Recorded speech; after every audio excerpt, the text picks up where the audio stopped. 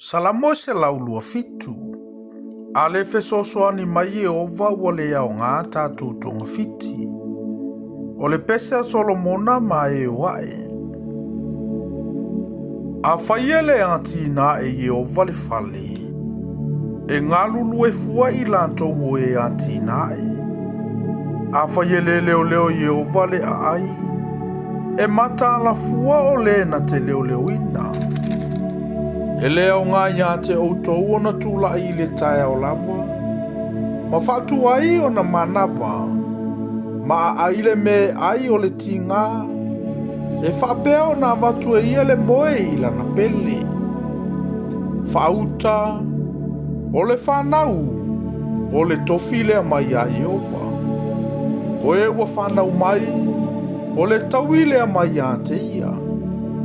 E peio ufana fana i le lima o le toa. E whapea lava antali i o tau le lea. Amu ia le tangata ua tumu a ila na utu. E le mama i lantou.